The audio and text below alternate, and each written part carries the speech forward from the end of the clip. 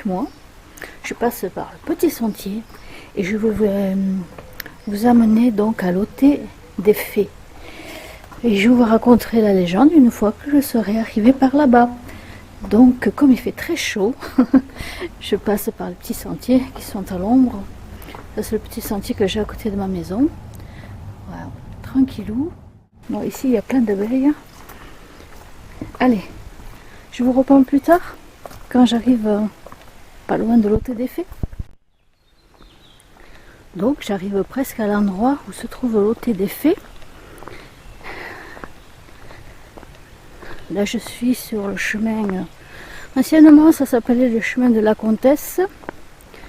Le chemin en pavé. Maintenant, ça s'appelle la route à part.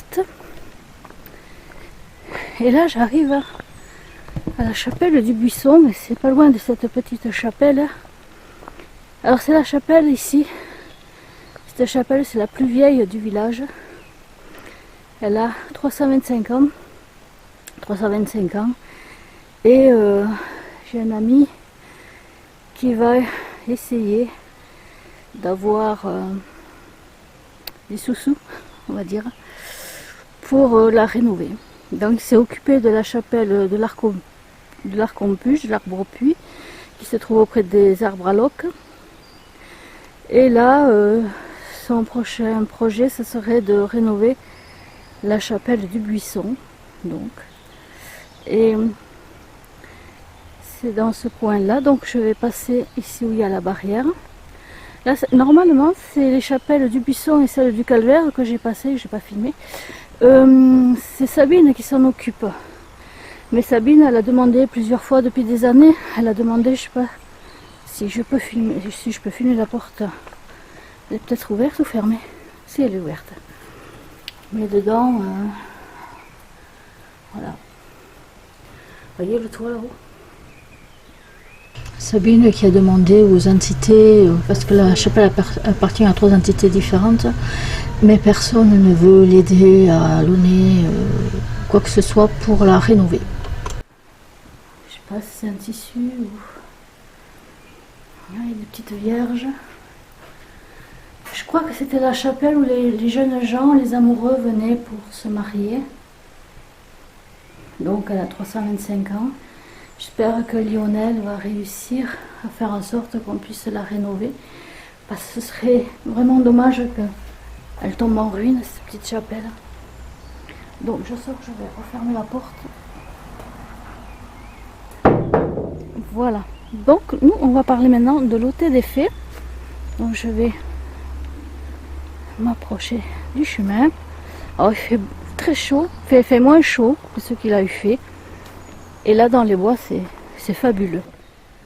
Donc me voilà dans le lieu où auraient vécu les fées, donc les fées bienfaisantes qui habitaient à Stambruge, dans le bois de Stambruge.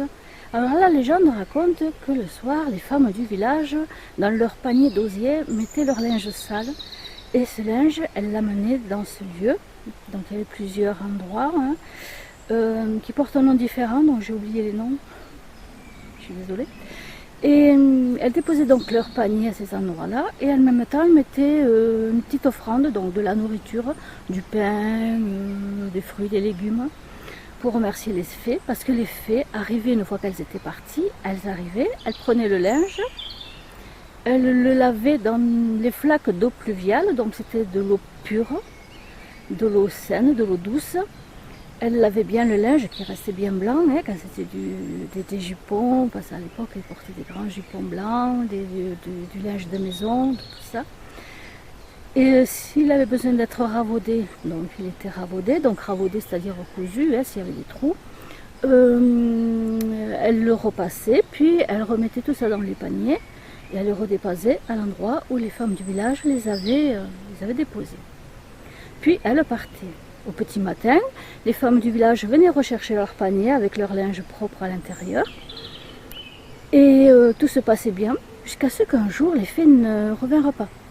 Plus de fées, plus rien. Et que s'était-il passé?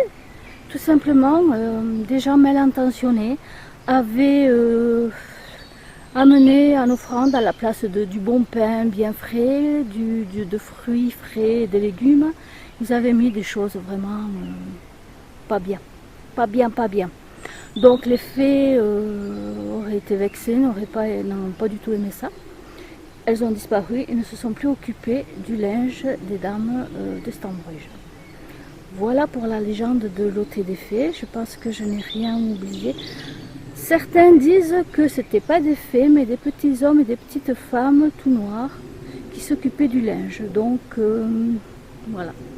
Donc quand on pense petits hommes, nous, on pense plutôt à des lutins. Voilà. Donc je préfère penser que c'était des fées. Alors dans le folklore du village, donc on a les sorcières et maintenant on a les fées qui sont avec les sorcières quand elles défilent. Et chaque femme porte une robe différente, de couleurs différentes. Et la couleur représenterait une fleur dont elle s'occupe, donc qui leur appartient. Voilà. Voilà pour la légende de l'histoire, pour la légende de l'Hôtel des Fées. Je n'ai pas l'habitude de parler comme ça, je dis des bêtises. Alors là on va voir mon bras parce que je vais éteindre moi.